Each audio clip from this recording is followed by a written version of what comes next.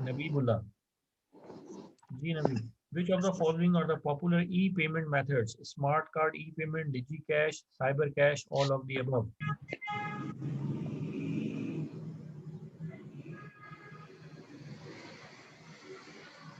नबीबुल्ला, okay, Mohammad Haseeb,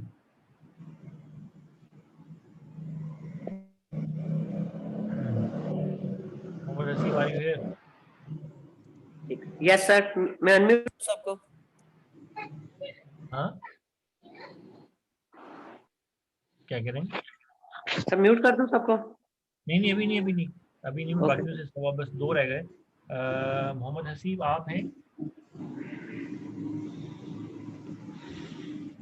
okay, ठीक है, बस बासिम म्यूट कर दें सबको। ओके राइट, अब मैं खुद ही बता देता हूँ। ये क्वेश्चन नंबर 11 ये जो है 10 जो है तो इसका जो सर जवाब। जी जी, कौन? Hello, excuse me sir. जी जी, कौन बात कर रही हैं? सर ये जो मैं सादिया बात कर रही हूँ। जी जी जी, बताएं। सर ये जो है ना क्वेश्चन नंबर 13, हम्म, इसमें थोड़ी सी कंफ्यूजन आ रही है। आप ना इसको थोड़ा सा वो डिटेल से बता दीजिएगा। ठीक है, और किसी का कोई सवाल?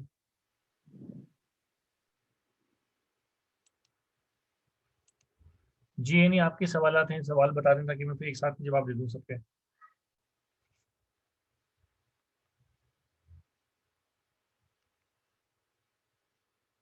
हेलो, बासिम, ये सब म्यूट हो गए?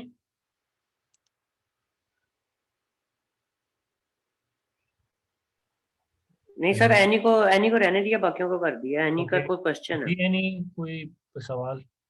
अच्छा चलें, जब तक वो आती है हम बीच में तो हम तो इशू कर देते हैं। क्वेश्चन नंबर 11 जो है, the term CRM means customer relationship management.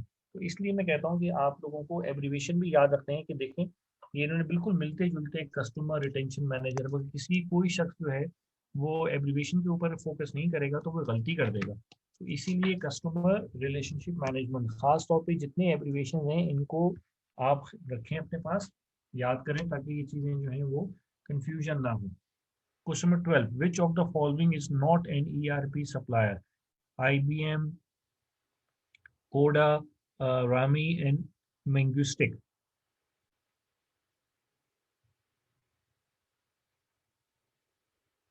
इसमें जो है ये IBM अपना IBM का एक सैप, वो IBM का ERP है। उसके बाद रामी का भी ERP है।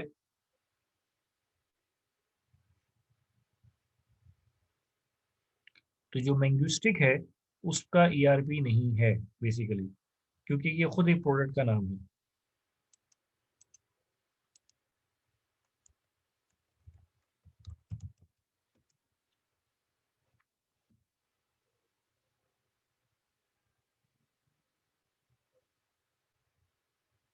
ये जो मैनेजिस्टिक है ये बेसिकली सप्लाई चेन मैनेजमेंट का बहुत क्या कहना चाहिए, सप्लाई चेन मैनेजमेंट जो है वो उसका ERP प्रोवाइड करती है।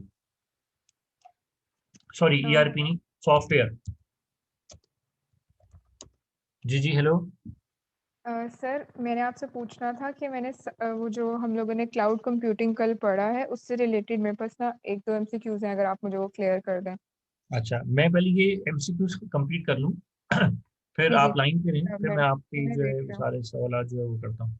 ठीक है। जी सर। अच्छा, तो ये जो मैंगुस्टिक है ये सप्लाई चेन मैनेजमेंट का बहुत मशहूर कंपनी है जो कि ये सॉफ्टवेयर प्रोवाइड करती है, राइट? तो आपने ये चीज़ भी अपने जहन में रखनी है। अच्छा, इसी तरह जो CRM है उसका बहुत मशहूर सॉफ्टवेयर है, उसका नाम है शुगर CRM। ये भी आप अपने पास नोट कर लें, शुगर CRM।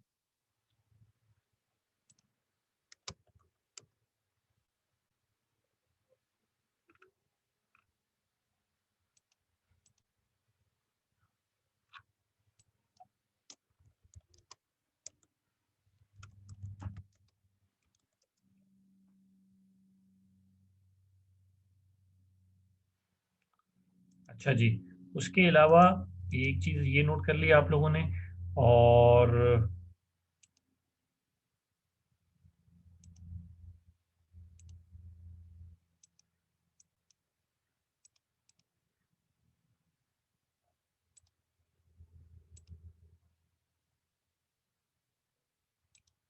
अच्छा जी, उसके बाद an example of ERP solution is Oracle financials, Oracle application 12, Oracle E business suit and Oracle developer suit. अब इसमें जो क्या कहना चाहिए, कंप्लीट ईआरपी है, उसको बेसिकली हम ओरेकल ई बिजनेस सूट कहेंगे।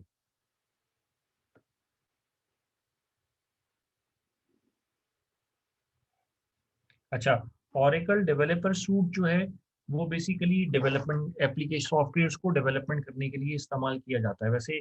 और जो ओरेकल एप्लीकेशन 12 है, ये बेसिकली ओरेकल के अंदर अगर आप कोई ग्राफिकल यूजर इंटरफेस बनाते हैं तो उसको बनाने के लिए इस्तेमाल किया जाता है।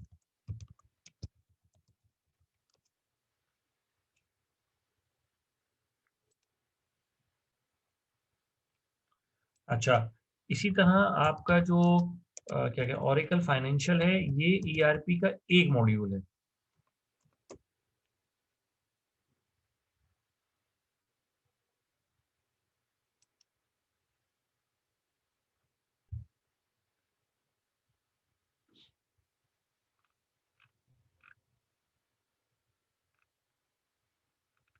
यहाँ किसी किस्म का कोई प्रॉब्लम?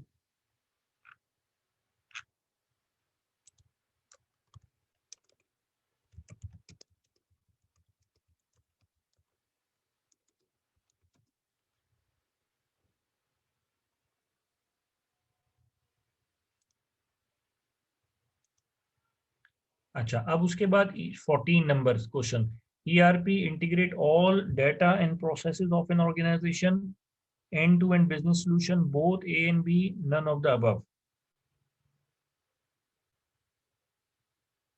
तो ये बोथ ए एंड बी आएगा।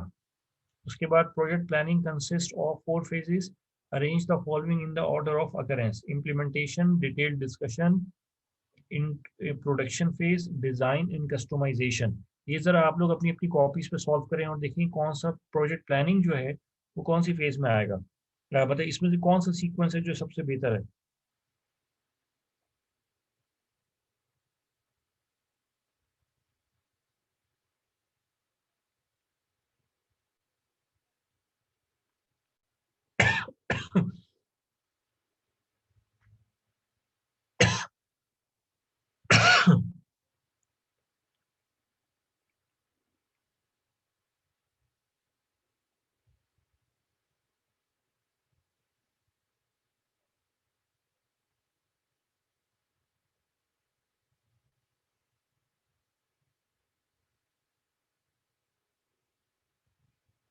देखें, प्रोडक्शन सबसे आखिर में होगी, डिज़ाइन एंड कस्टमाइजेशन उससे पहले होगी, और इम्प्लीमेंटेशन सबसे आखिर में होगी, और उसके बाद जो है डिटेल डिस्कशन फेजेस जो है वो पहले होगी। तो ये इस तरीके से चलेगा।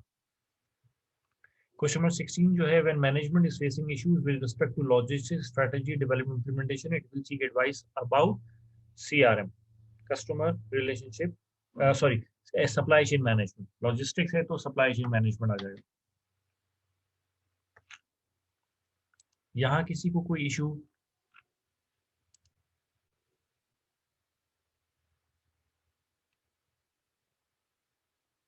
जी बिल्कुल। अच्छा, एक और बात बता दूं, यहाँ पे एक चीज़ ये लिखा हुआ है, डिज़ाइन एंड कस्टमाइजेशन और इम्प्लीमेंटेशन। तो हमेशा हम डिस्कशन पहले करते हैं। प्रोडक्शन का मतलब ये होता है कि एक चीज़ बन गई है और फिर वो अब चल रही है, तो उसको हम प्रोडक्शन इन्वायरमेंट कहते हैं।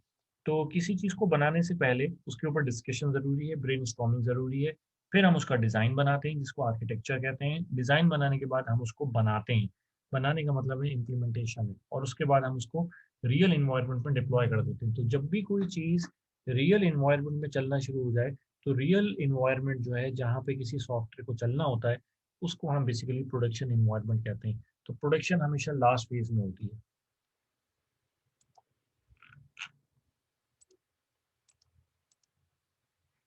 राइट।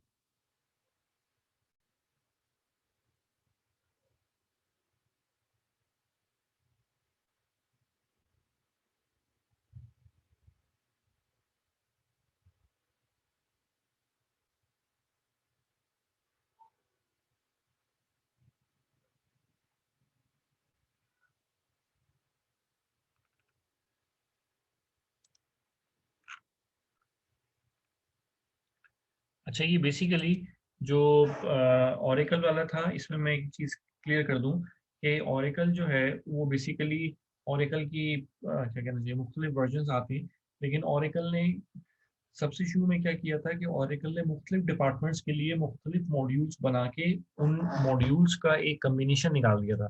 तो जो, या इसको हम कहते थे पैकेज, या हम उसको कहते थे सूट, SUIT सूट। तो वो ओरेकल का जो ERP था, इसलिए उसको ओरेकल ई बिजनेस सूट कहते हैं, कि उसके अंदर एक बिजनेस के लिए कि जितने डिपार्टमेंट्स हैं, हर डिपार्टमेंट के लिए एक मॉड्यूल मौजूद था। तो ओरेकल फाइनेंशियल जो है वो उस ओरेकल ई बिजनेस सूट का एक हिस्सा था। उसके अंदर ओरेकल CRM भी था, उसके अंदर ओरेकल सप्लाई चेन मैनेजमेंट बाद में नाम आया, लेकिन उससे पहले उसका ओरेकल प्रोक्योरमेंट का नाम था। फिर इसी तरीके से ओरेकल फाइनेंशियल था, ओरेकल HRM था। तो ये चीज़ें जो थी वो बेसिकली ओरेकल के ई बिजनेस सूट का हिस्सा थी, इसीलिए हम ओरेकल फाइनेंशियल को ERP नहीं कह सकते। ओरेकल फाइनेंशियल जो है वो ओरेकल ई बिजनेस सूट का एक हिस्सा था, राइट। और बाद में ये भी हुआ कि 2-3 दुनिया के मशहूर ERP थे जो कि ओरेकल ने खरीद लिए। इसमें से एक मशहूर ERP था, उसका नाम था JD एडवर्ड। उसके बाद एक और भी ERP जो था वो ओरेकल ने खरीद लिया था, उसका नाम था पीपल सॉफ्ट। और एक मशहूर CRM सिस्टम था, उसका नाम था साइबल। साइबल, ये आप लोग लिख लें अपने पास, SIEBEL। ये मैं बता दूं कि ओरेकल ने 3 चीजें, एक था ओरेकल का बिजनेस सूट, इसके अंदर मुख्तलिफ पार्ट्स थे, मतलब ओरेकल हर एक के साथ ओरेकल तो आता ही है। तो फाइनेंशियल्स था, अच्छा HRM था, CRM था। CRM जो था वो पहले इसके नाम से था, साइबल, SIBL। ये वर्ड डॉक्यूमेंट शो हो रहा है सबके सामने या बुक शो हो रही है? सॉरी, मेरे पास बुक शो हो रही है। ये लिखें आप लोग,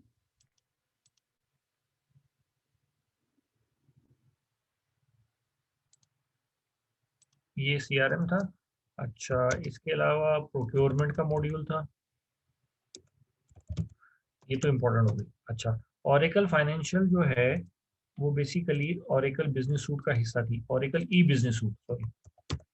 अच्छा, उसके बाद क्या कहना चाहिए, ओरेकल ने जो चीज़ें खरीदी उनमें पीपल सॉफ्ट था, ये मशहूर ERP था, पीपल सॉफ्ट।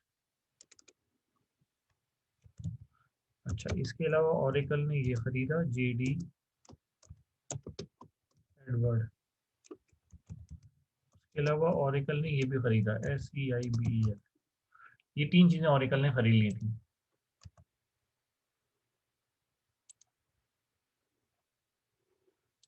अब वर्ड पे शो हो रहा है?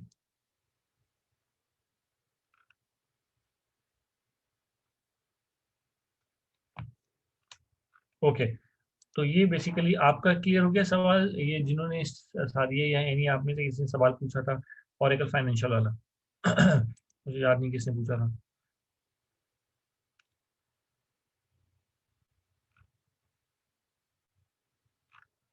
Okay, right.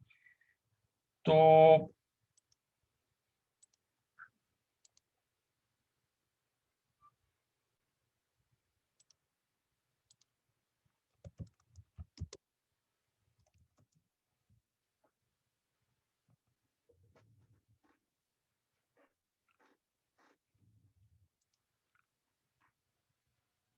अच्छा जी, अब हमारा आज जो नया टॉपिक है वो है इंफॉर्मेशन एंड डेटाबेसेस का।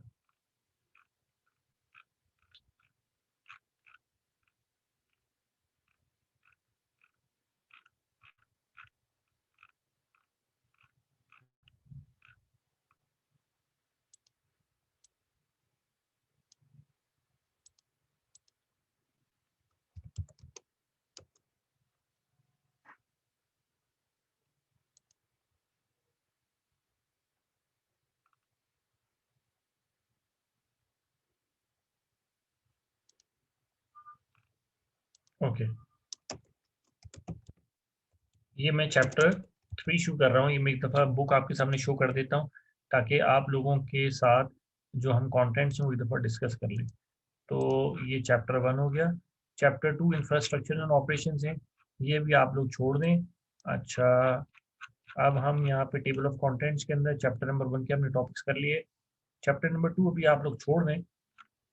अब हम चैप्टर 3 में आ जाते हैं। चैप्टर 3 हमारा इतना बड़ा चैप्टर नहीं है, इसमें हमने टॉपिक्स आप देख लें, आपके सामने बुक शो हो रही होगी। Database, database management system, data modelling, types of database organization, database controls, data warehouse और limitations of information system categories. उसके बाद हम चैप्टर नंबर 4 पे चलेंगे। ओके, तो हमारी 2 चैप्टर करने के बाद अब हमारी पेज थोड़ी सी तेज हो जाएगी, क्योंकि फिर हम 50 पर ये हम कोर्स का पार्ट ही जो है वो ख़त्म कर लेंगे। ओके, अब इसमें जो सबसे पहली चीज़ है वो है डेटाबेस। और नीचे आपने लिखा होगा database management database management system, dB. Database, ये जो डी और बी है ये डेटाबेस से आया है, और एम और एस मैनेजमेंट और सिस्टम से आया है। तो आप ये ना सोचें कि भाई डीबीएमएस में तो 4 लेटर हैं, लेकिन डेटाबेस मैनेजमेंट सिस्टम में तो 3 वो हैं, लफ्ज़ हैं। तो ये डीबी डेटाबेस को बोलते हैं। अच्छा, अब बुनियादी डिफरेंस बेसिकली डेटाबेस में और डेटाबेस मैनेजमेंट सिस्टम में क्या है, ये मैं आपको एक दफ़ा यहाँ पे एक्सप्लेन कर देता हूँ। आई होप कि इसमें कोई मसला नहीं होगा। अच्छा, सबसे पहली चीज़ तो डेटाबेस।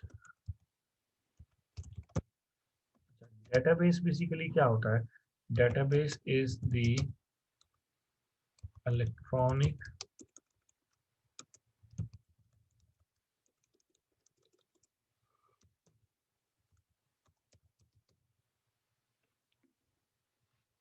आप लोगों के सामने ही मेरा वर्ड डॉक्यूमेंट शो हो रहा है।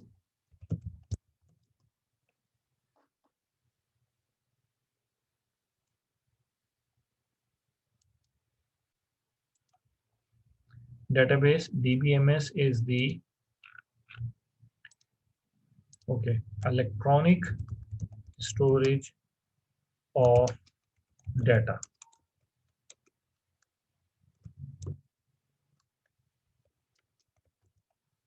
या हम इसको यूं भी कह सकते हैं, database is the logical organisation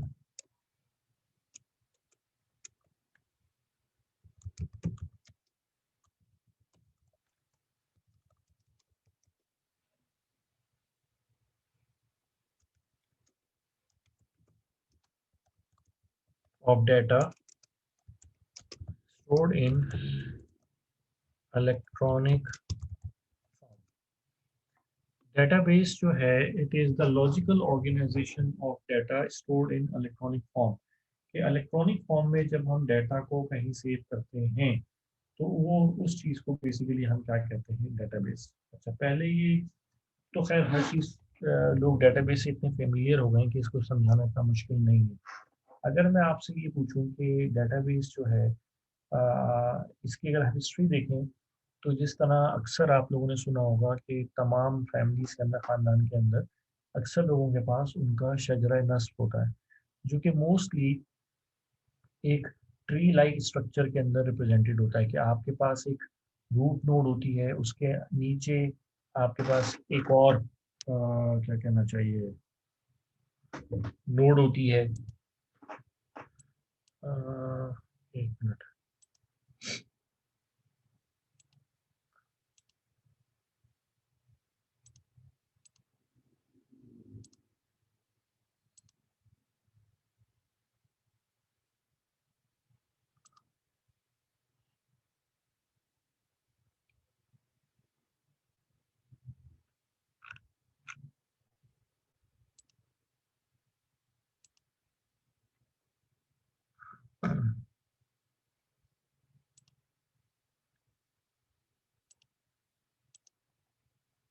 ये आपने एक शक्ल मैंने बनाई है कि भाई ये आपके सामने नजर आ रहा है कि ये रूट, ये ट्री है। अगर आप देखें तो ये रूट है, राइट, इसको हम कह देते हैं रूट।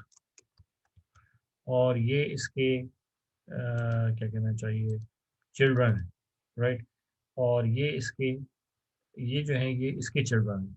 तो अक्सर लोगों के यहाँ इस तरह से एक ट्री की फॉर्म में अमूमन डाटा जो है वो स्टोर किया जाता था। और अगर आप ट्री देखें तो ट्री जो है वो बेसिकली ये जो कॉन्सेप्ट है ये नेचर से ड्राइव हुआ है। तो जिस तरह रूट्स होती हैं, फिर स्टेम है, फिर ब्रांचेस हैं, और फिर लीव्स हैं, और फिर फ्रूट्स और फ्लावर्स हैं, तो ये बिल्कुल इसी तरीके से पहले ज़माने में लोग एक बड़े चार्ट के ऊपर पेन या पेंसिल पेपर के ऊपर, कागज़ के ऊपर लोग जो है वो कागज़ के ऊपर दरख्त नुमा इंफॉर्मेशन की सूरत में लोग अपनी इंफॉर्मेशन जो है वो सेव किया करते थे। फिर आहिस्ता आहिस्ता लोगों को समझ आया कि भाई जब ये ट्री बहुत बड़ा हो जाएगा तो इस ट्री के अंदर कोई मॉडिफिकेशन करना, कोई इंफॉर्मेशन डिलीट करना, अपडेट करना, रिमूव करना या रिप्लेस करना बहुत मुश्किल हो जाएगा। तो लोगों ने फिर सोचा कि इसकी कोई ईजी रिप्रेजेंटेशन होनी चाहिए। तो फिर उसके बाद जिस तरह हम माइक्रोसॉफ्ट एक्सेल की बात करते हैं, तो एक्सेल में आप देखें कि सारा डाटा एक टेबल्स की फॉर्म में होता है, कुछ रोज होती हैं, कुछ कॉलम होती हैं। तो बेसिकली कंप्यूटर की टर्मिनोलॉजी में, कंप्यूटर की जो टर्मिनोलॉजी है उसमें डेटाबेस का मतलब क्या है कि आप डाटा को किसी खास रिलेशनशिप के साथ इलेक्ट्रॉनिक फॉर्म में सेव करें। रिलेशनशिप इसलिए हम कहते हैं क्योंकि जब आप कोई चीज़ एसोसिएट कर देते हैं तो उसको याद रखना आसान हो जाता है। जैसा आप अपने मोबाइल के कॉन्टैक्ट्स में डाटा सेव करते हैं तो शायद नाम आप भूल जाएं, लेकिन आप नाम से पहले कोई एसोसिएशन जो है वो बिल्ड कर देते हैं कि ये डिपार्टमेंट का नाम है या आईसीएमए का नाम है, तो उससे आपको याद आ जाता है कि वो शख्स कौन था। तो बिल्कुल इसी तरीके से डेटाबेस में ज़रूरी है कि जो डाटा जनरेट दो जो डाटा हम सेव कर रहे हो तो सारा का सारा डाटा आपस में एक दूसरे के साथ एसोसिएटेड हो। तो ये तो डेटाबेस बेसिकली क्या है? डेटाबेस डाटा की कलेक्शन का नाम है। इसकी मिसाल क्या है? जिस तरह बैंक्स के पास अकाउंट होल्डर्स का डाटा है, तो collection of data account holder का डाटा है, ये डेटाबेस है। अच्छा, मोबाइल कंपनीज जो है उनके पास उनके कंज्यूमर्स का डाटा है। आईएसको ले लें, एसएनजीपीएल ले लें, पीटीसीएल ले लें, यूफोन, मोबिलिंक, तमाम कंपनीज के पास उनका कस्टमर का डाटा है। नादरा का है, उसके पास सिटीजन्स ऑफ पाकिस्तान का डाटा है। बैंक्स के पास अकाउंट होल्डर्स का डाटा है। एक्साइज एंड टैक्सेशन है, उन लोगों के पास गाड़ियों का डाटा है, उनके पास गाड़ियों के ओनर्स का डाटा है। एफबीआर के पास टैक्स पेयर का डाटा है। यूनिवर्सिटीज़ के पास स्टूडेंट्स का डाटा है, टीचर्स का डाटा है। हायर एजुकेशन कमीशन के पास यूनिवर्सिटीज़ का डाटा है। तो आप ये देखें कि हायर एजुकेशन कमीशन की बात करें तो उनके पास यूनिवर्सिटीज़ का डाटा होगा। अब वो यूनिवर्सिटीज़ जो है वो सारी पाकिस्तान की होंगी। अच्छा, यूनिवर्सिटी के पास जो डाटा होगा वो स्टूडेंट्स का होगा, लेकिन वो स्टूडेंट्स वही होंगे जो कि उस इंस्टीट्यूट में या उस इंस्टीट्यूशन के अंदर रजिस्टर्ड होंगे। इसका मतलब हो गया कि हम हर शख्स का डाटा इकट्ठा नहीं करेंगे। हम, ये जो मैंने कहा ना, लॉजिकल ऑर्गेनाइजेशन का इसमें दो मतलब है। इसका मतलब ये है कि जो डाटा हम स्टोर कर रहे हैं, हम हर डाटा स्टोर नहीं करेंगे। हम वो डाटा स्टोर करेंगे जिसमें जो ऑर्गेनाइजेशन है उसका कोई इंटरेस्ट शामिल हो। अब बैंक्स हैं, बैंक्स तमाम नादरा की जो 22 करोड़ आवाम है के पास डाटा है, उसका डाटा तो इकट्ठा नहीं करेगा ना। बैंक तो सिर्फ उन्हीं लोगों का अकाउंट डाटा इकट्ठा करेगा जिन लोगों ने उस बैंक में अकाउंट ओपन किया हुआ है। तो ये ज़रूरी है कि जब आप डाटा इकट्ठा करें तो आप ये आइडेंटिफाई करें कि आप किसके बारे में डाटा इकट्ठा करने जा रहे हैं। और उसका आसान जवाब ये है कि जिसमें आपकी दिलचस्पी होगी आप उसका इंफॉर्मेशन डाटा इकट्ठा करेंगे। अब तो डाटा जो इकट्ठा करेंगे, अब आप देखेंगे इंस्टीट्यूट जो है वो टीचर्स का डाटा इकट्ठा करती है क्योंकि वो पढ़ाते हैं। स्टूडेंट्स का डाटा इकट्ठा करती है क्योंकि उनको पढ़ाया जाता है, उनसे फीस ली जाती है। तो लेकिन अब आप किसी भी ऑर्गेनाइजेशन के आईसीएमए के लिए ज़रूरी नहीं कि वो तमाम टैक्स पेयर्स का डाटा अपने पास मेंटेन करे। एक शॉपकीपर है जैसे इम्तियाज सुपरमार्केट है, वो बेसिकली अपने कस्टमर का डाटा अपने पास मेंटेन करेगा। तो कहने का मकसद ये है कि हम डाटा इकट्ठा करते हैं, कोई भी इदारा डाटा इकट्ठा करना चाहता है, अमेजोन है वो अपने कस्टमर्स का डाटा इकट्ठा करेगी। तो डाटा मैंने आपको बताया था ना कि हम शुरू किया था तो मैंने कहा था कि सबसे इम्पोर्टेंट एसेट डाटा है। और डाटा की सिक्योरिटी इंपॉर्टेंट है। अब डाटा कैसे रखा जाएगा, ये बहुत सारे सवालों के जवाब देगा। अगर डाटा एक नॉन डिसिप्लिन वे में रखा जाए तो डाटा तो लॉस भी हो सकता है। तो इसीलिए ज़रूरी है कि जो डाटा आप रखें, आपने सबसे पहले ये तय कर लिया कि डाटा हमारा एक एसेट है। अब उस एसेट की को आपने कैसे रखना है और कैसे उसकी सिक्योरिटी करनी है, ये दोनों इंपॉर्टेंट चीज़ें हैं। तो पहले हम तो उसको रखेंगे, बाद में उसको सिक्योर करेंगे। अगर वो एक बेहंगम वे में रखा होगा तो उसकी सिक्योरिटी भी मुश्किल हो जाएगी। तो पहले हमने उसको एक तरतीब से रखना है।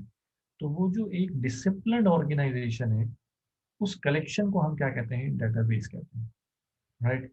जिस तरह मैं आपको एक इसकी मिसाल दे दूं कि आपके कंप्यूटर में, मेरे कंप्यूटर में टेराबाइट और टेराबाइट का डाटा, लेकिन कुछ डाटा वो गेम से रिलेटेड है, कुछ डाटा किताबों से रिलेटेड है, कुछ डाटा वो ऑफिशियल रिकॉर्ड है मेरा, कुछ मेरा पर्सनल रिकॉर्ड है। उस डाटा में आपस में कोई रिलेशनशिप नहीं है, तो वो डाटाबेस नहीं होगा। आपकी कंप्यूटर पे जो डाटा रखा हुआ है या आपके मोबाइल में जो एसडी कार्ड है उसमें जो बहुत सारा डाटा है, वो डाटाबेस नहीं है, वो सिर्फ डाटा है।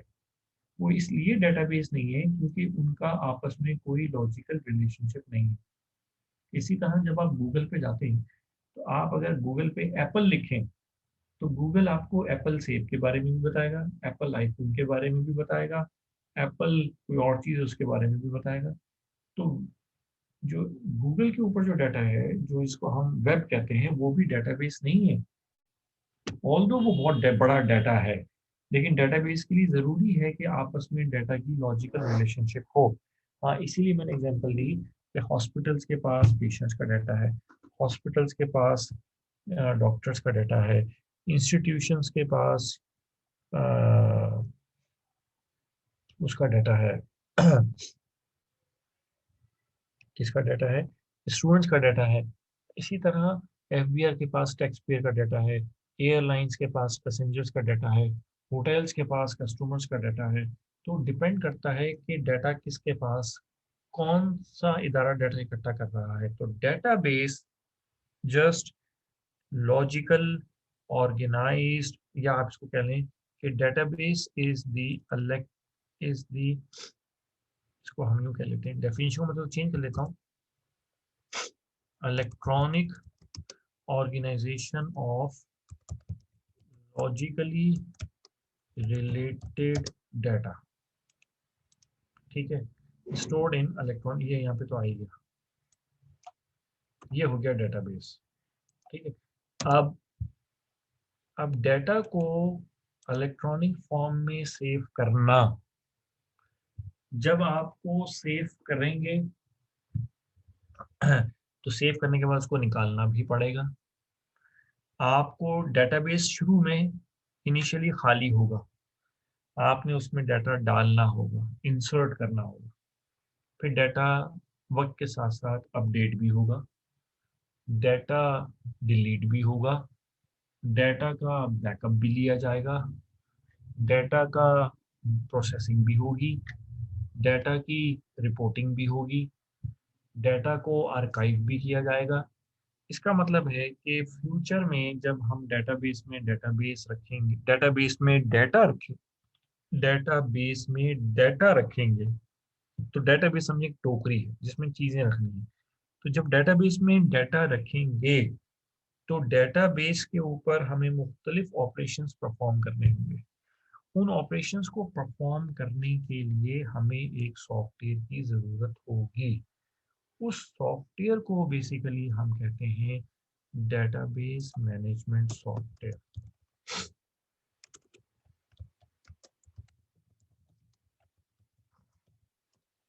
डीबीएमएस। तो डीबीएमएस और डेटाबेस में फ़र्क है। डीबीएमएस क्या है? It is a software used to create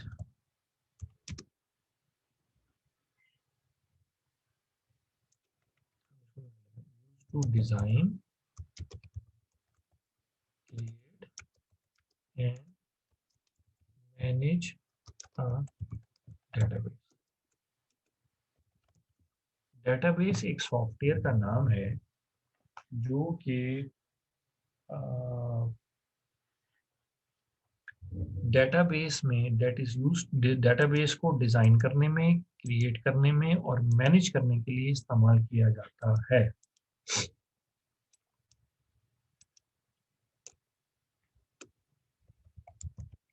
तो database collection of data, electronic collection of data है। लेकिन डीबीएमएस जो है वो बेसिकली क्या है, वो सॉफ्टवेयर का नाम है जिसके थ्रू हम डेटाबेस को मैनेज करते हैं। अब इसमें डीबीएमएस की जो एग्जांपल्स हैं वो कौन सी हैं? माई सीक्वल, अच्छा, SQL slash PL slash SQL, Microsoft Access, IBM का DB2, सेज,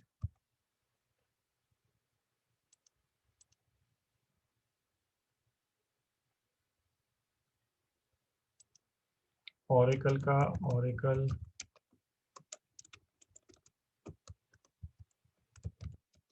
RDBMS। तो ये बेसिकली DBMS की एग्जांपल है, राइट। माई सीक्वल SQL से बनता है, SQL से बनता है स्ट्रक्चर्ड क्यूरी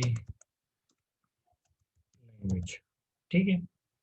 तो ये मैंने मुख्तलिफ सॉफ्टवेयर के नाम लिख दिए। अच्छा, अगर मैं डेटाबेस की एग्जांपल्स बताऊं तो वो मैंने क्या बताया, नादरा डेटाबेस, DB कर देता हूँ, ISCO डेटाबेस, बैंक्स का डेटाबेस, सेलुलर बिलिंग डेटाबेस,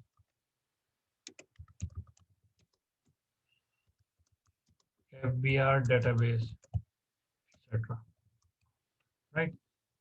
तो ये उन सॉफ्टवेयर्स के नाम हैं जिसकी मदद से हम किसी भी डेटाबेस को पहले क्रिएट डिज़ाइन करेंगे, फिर उसको क्रिएट करेंगे और फिर उसको मैनेज करेंगे। और मैनेज डेटाबेस को मैनेज करने का मतलब क्या है कि मैनेज डेटाबेस का मतलब ये है कि to insert, comma, edit, comma, delete, comma, process,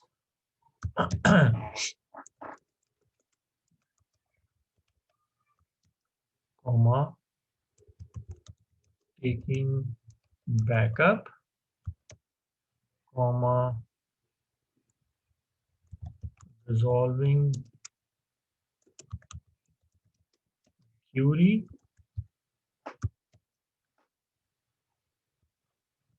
update the data in the database. तो डेटाबेस में डाटा डालना ये बेसिकली मैनेज का काम है। डेटाबेस में डाटा इंसर्ट करना, एडिट करना, डिलीट करना, डाटा को प्रोसेस करना, बैकअप लेना, क्यूरी रिजॉल्व करना, डाटा को अपडेट करना, ये बेसिक काम है डीबीएमएस का। तो डीबीएमएस एक सॉफ्टवेयर का नाम है। चार चीजें मैंने आपको याद रखनी है। डेटाबेस क्या है, डाटा क्या है, डाटा तो फैक्ट्स एंड फिगर्स को कहते हैं, राइट। डेटाबेस क्या है, कलेक्शन ऑफ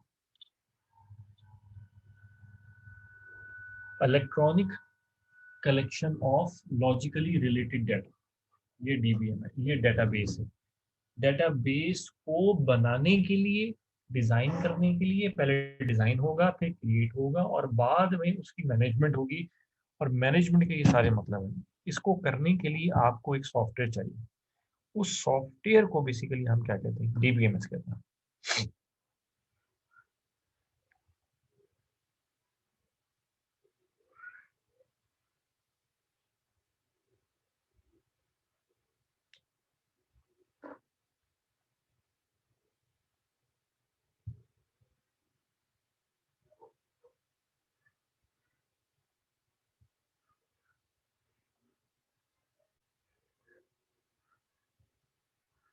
यहाँ किसी को कोई कंफ्यूजन है तो मुझसे पूछें।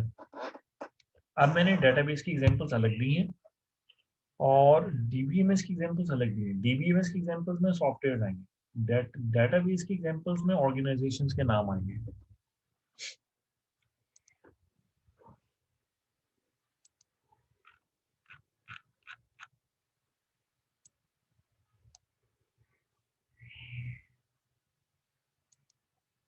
ओके, अभी तक कोई क्वेश्चन किसी को बात समझ आई हो? एक दो लोग आंसर कर रहे हैं।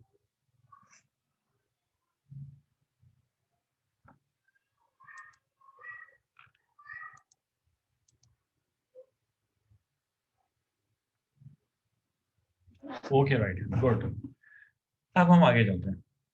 तो डेटाबेस भी समझ आ गया हमें, ये भी समझ आ गया कि जी डीबीएमएस क्या होता है, राइट। तो अच्छा, अब इंटरेस्टिंग बात ये है कि जब हम ई बिजनेस आर्किटेक्चर की बात कर रहे थे तो मैंने कहा था कि हमारे पास एक वेबसाइट होगी, उसके पीछे एक इंफॉर्मेशन सिस्टम होगा, इंफॉर्मेशन सिस्टम के पीछे डेटाबेस होगा। तो ये वही डेटाबेस है, और डेटाबेस जिस मशीन पर रखा होगा उसको डेटाबेस सर्वर बोलेंगे। तो याद हो आपको कि मैंने ये चीज़ें सब बताई थी। तो जब डेटाबेस बन जाता है तो वो किसी मशीन पर रखा जाता है, और वही मशीन सबसे इंपॉर्टेंट मशीन होती है, उस मशीन को हम डेटाबेस सर्वर कहते हैं। और अगर बहुत सारे डेटाबेस सर्वर्स हों, तो फिर हमें उनको आपस में कनेक्ट करना पड़ेगा, राइट। तो जब हम बहुत सारे डेटाबेस जब हम बहुत सारे डेटाबेस सर्वर्स को आपस में कनेक्ट कर देंगे तो एक नेटवर्क बन जाएगा, और उस नेटवर्क को बेसिकली हम बोलते हैं सैन, स्टोरेज एरिया नेटवर्क।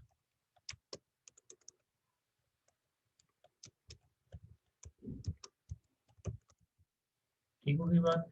तो सैन क्या होता है? नेटवर्क ऑफ, ये लगता है मेरे कीबोर्ड का ओ खराब हो रहा है, डेटाबेस सर्वर्स। ठीक है, और डेटाबेस सर्वर क्या होता है? जो कि वो मशीन जिसके ऊपर डेटाबेस रखा जाए, host machine that host a database. जिस मशीन के ऊपर डेटाबेस रखा जाए उस मशीन को डेटाबेस सर्वर कहेंगे, लेकिन जिस सॉफ्टवेयर से डेटाबेस बनाया जाए उसको डीबीएमएस कहेंगे।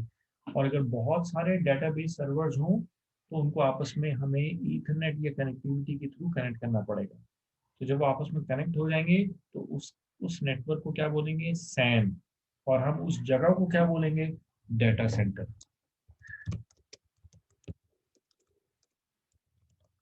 डेटा सेंटर हमारे लिए क्या है? We have to secure the data centre.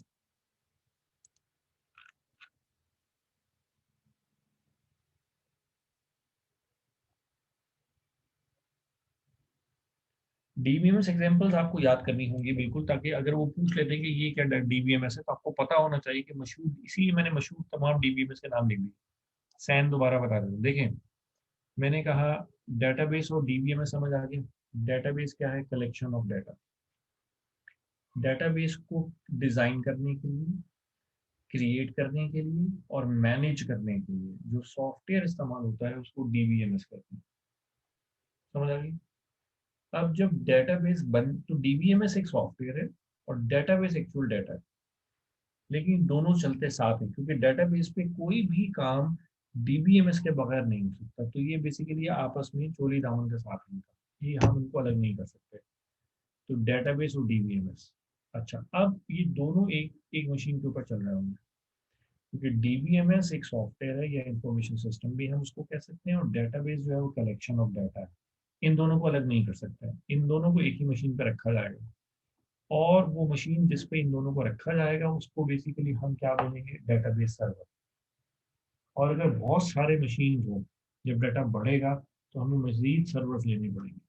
अगर हमारे पास 4-5 डेटाबेस सर्वर्स होंगे तो हमें उनको आपस में कनेक्ट भी करना पड़ेगा। जब हम 4-5 मशीन को आपस में कनेक्ट कर देते हैं तो वो क्या कहलाता है? नेटवर्क।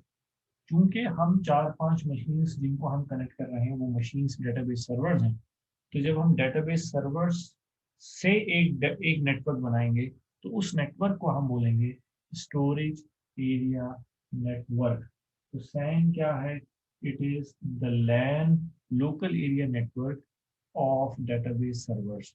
जब हम डेटाबेस सर्वर्स का एक नेटवर्क बना देते हैं तो वो बेसिकली क्या कहलाता है, स्टोरेज एरिया नेटवर्क कहलाता है, या हम उसको आसान लफ्जों में डाटा सेंटर भी कहते हैं। जिस तरह मैंने आपको क्लाउड भी बताया था, तो क्लाउड में हम अपना डाटा दे रहे होते हैं। इसका मतलब है कि वो डेटाबेस भी उनके पास होगा, उनके डेटाबेस में डाटा हमारा होगा। डेटाबेस वो बनाएंगे लेकिन डाटा हमारा होगा।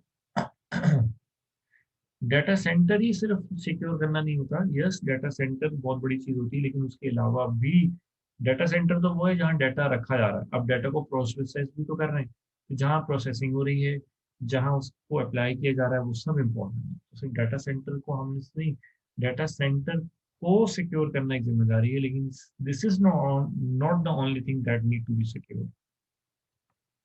अब कुछ समझ आ रही है इन चीजों की आपको?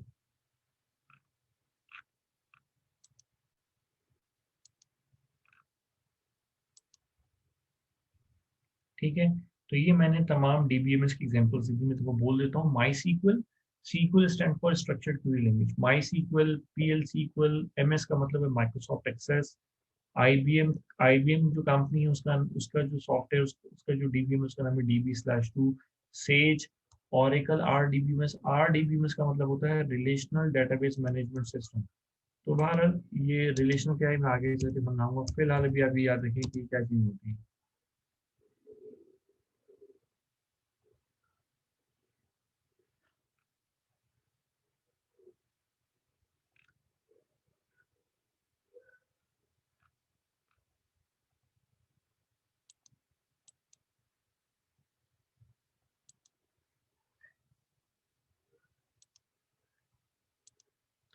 यहाँ तक किसी को कोई कंफ्यूजन है तो मुझे बताएं।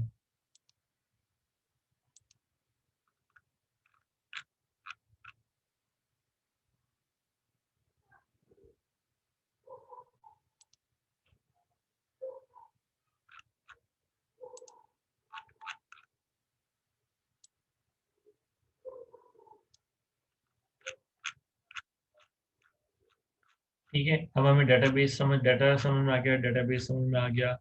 हमें क्या कहना चाहिए, डाटा समझ में आ गया, डेटाबेस समझ में आ गया। अच्छा, उसके अलावा हमें क्या समझ में आ गया,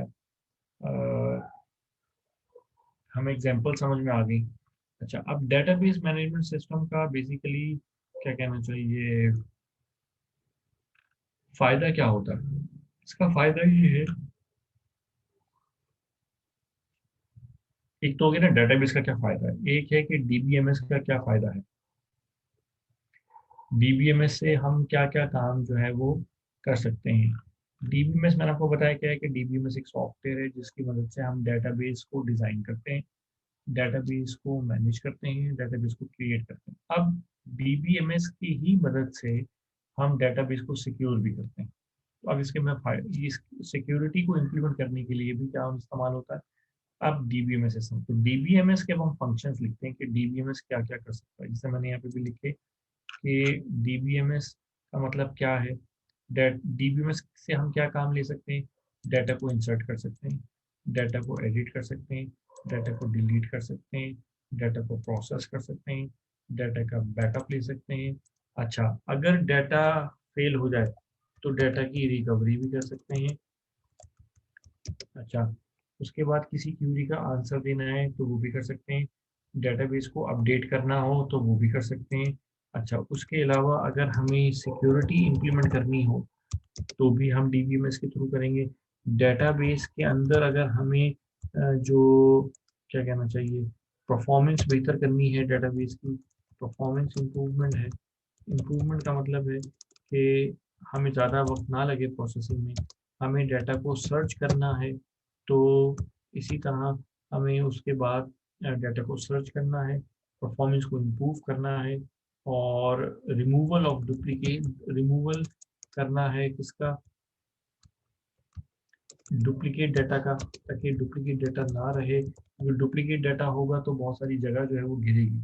तो ये सारे बेनिफिट्स हैं किसके, डीबीएमएस के। तो डीबीएमएस जो है वो बेसिकली, इसके अलावा डीबीएमएस से क्या फ़ायदा होता है, DBMS जो है, अब ऑडिट की टर्मिनोलॉजी में थोड़ी बात कर लें कि DBMS जो है वो जितनी भी डेटाबेस के अंदर ट्रांजेक्शन्स होती हैं उन ट्रांजेक्शन्स की रिकॉर्ड कीपिंग करता है, ठीक है, रिकॉर्ड कीपिंग करता है। अच्छा, ऑडिट के हवाले से इसको देखा जाए तो हम कहते हैं कि ट्रांजैक्शन के लॉग्स बनाता है। लॉग लॉग क्या होता है कि जब कोई ट्रांजैक्शन हो जाए तो उस ट्रांजैक्शन से रिलेटेड डिटेल को रिकॉर्ड करना। तो उस ट्रांजैक्शन की जो क्या कहना चाहिए, ट्रांजैक्शन की जो ट्रांजैक्शन से जो रिलेटेड इंफॉर्मेशन होती है उसको रिकॉर्ड करने को हम, उसका जो रिकॉर्ड होता है उसको कहते हैं ट्रांजैक्शन लॉग। जैसे आपके कॉल लॉग होते हैं, उसमें आपको कोई मिस कॉल करे, कोई डायल आपको कॉल करे, आपकी जो रिसीव कॉल्स होती हैं जिनको आप कॉल करते हैं वो सारी एंट्रियां मौजूद होती हैं। तो डीबीएमएस जो है वो ट्रांजैक्शंस की लॉग्स जो है उनको भी मैनेज कर रहा होता है। इसके अलावा डेटाबेस की रिपोर्टिंग के लिए भी डीबीएमएस जो है वो इस्तेमाल होता है। इसके अलावा दो मुख्तलिफ डेटाबेस को आपस में इंटीग्रेट करने के लिए भी हम डीबीएमएस का इस्तेमाल करते हैं। तो कहने का मकसद ये है कि क्या कहना चाहिए, डीबीएमएस वो सॉफ्टवेयर है जिसकी मदद के बगैर हम डेटाबेस या उसको क्या कहना चाहिए, डाटा को एक्सेस नहीं कर सकते। तो यहाँ पे हम एक और काम लिख देते हैं, access of data.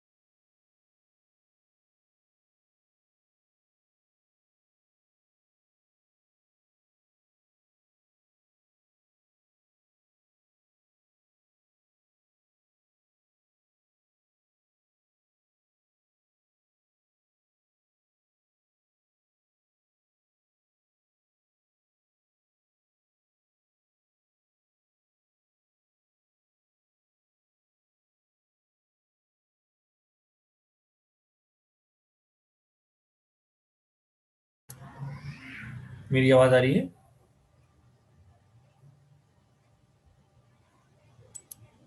Basim? Ji sir, आ रही है। ओके, जरा अनम्यूट करें। सबको सबको ही कर दें अभी फिलहाल। सर बारी बारी के सबको एक साथ?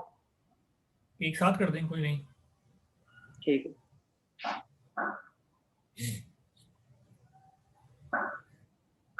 जी, जो किया जाए वो सवाल किया जाए। सर एक्चुअली आपको खुद अनम्यूट करना पड़ेगा, मेरे पास राइट्स नहीं रहे ना। अच्छा, आप को होस्ट हैं, आप कर सकते हैं सबको अनम्यूट। मैंने ट्राई किया लेकिन मेरे पास अब को होस्ट के राइट नहीं है, वो लाहौर कैंपस के बाद चले गए। अच्छा।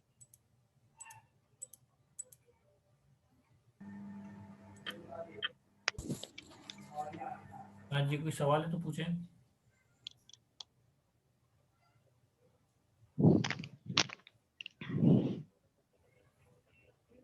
कोई सवाल किसी का है? नहीं आपका कोई सवाल? सर टॉपिक से, इस वाले टॉपिक से रिलेटेड तो नहीं है, ये तो क्लियर हो गया है। बस मेरे वो एमसीक्यूज थे जो आपसे डिस्कस करने थे। अच्छा, वो अभी आप होल्ड करके रखें, मैं बाकियों के जरा एक सवाल इस टॉपिक से रिलेटेड कर लूँ। जी जी। कामरान कोई सवाल? सर क्लियर है। कावान यस जी सर, सर। क्लियर है। कोई सवाल? नो सर, क्लियर आज का टॉपिक। मुबशिर, जी सर। कोई सवाल? नो सर, क्लियर है, आज का टॉपिक क्लियर है। ओके, सादिया। जी सर, मैंने छोटा सा क्वेश्चन करना था आपसे। टॉपिक तो क्लियर है लेकिन इससे थोड़ा सा रिलेटेड है। मैंने ये पूछना था, जैसे नादरा है तो क्या इनका डेटाबेस अपना होगा या ये भी लेंगे, देखें, ये सर्विस लेंगे? डेटाबेस, ये जो कंफ्यूजन है ना, यही सवाल, ये इसका मतलब क्लैरिटी में अभी कमी है। नादरा का डेटाबेस सबका अपना होगा, ठीक है? अच्छा डेटाबेस जी। सबका अपना होगा। हाँ, डीबीएमएस वो या तो खुद बनाएंगे या वो किसी से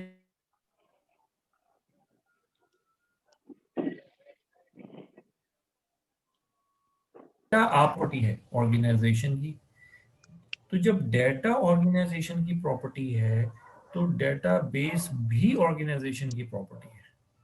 हाँ, डीबीएमएस जो है वो आप अपना भी बना सकते हैं, वो आप बनवा भी सकते हैं और बना बनाया भी खरीद सकते हैं। तो मोस्टली लोग क्या करते हैं कि जो बना बनाया है, क्योंकि वो बहुत स्टेबल होते हैं, वो खरीद लेते हैं। ठीक हो गया सर। और कोई सवाल? इमरान, नबीब, सलमान, कोई सवाल? ओके, एनी, अब आप सवाल कर लें अपना। जी सर।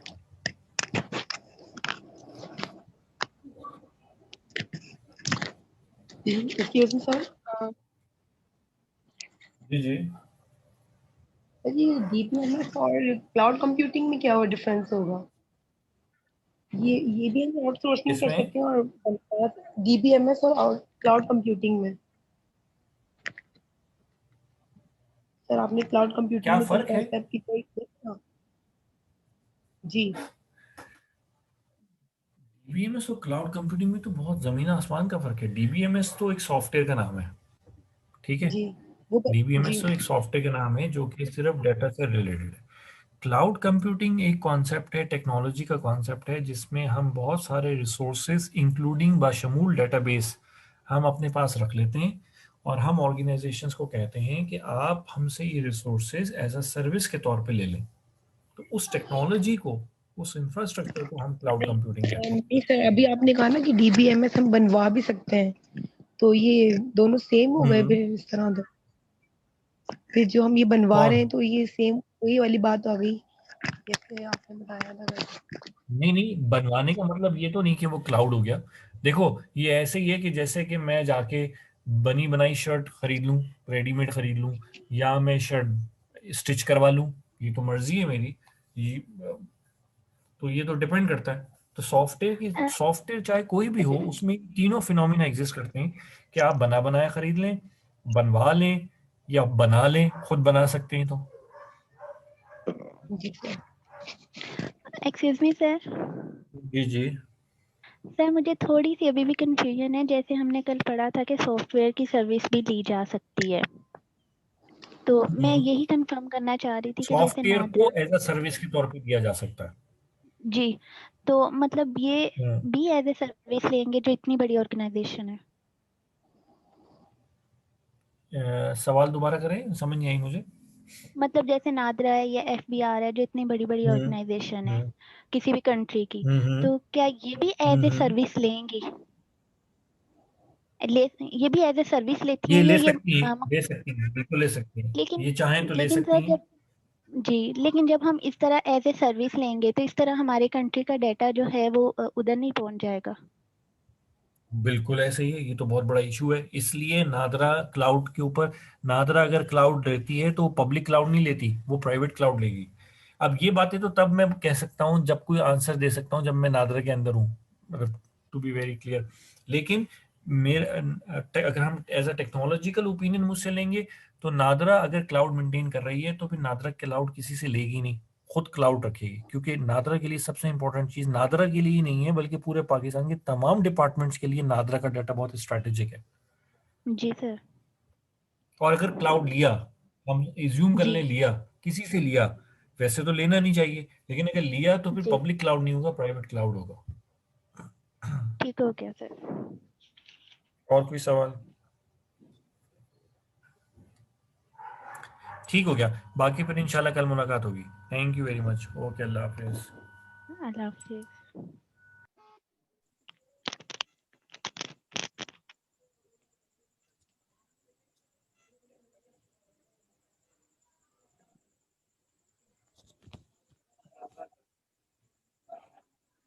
क्या पूछूं मैं सर? हेलो।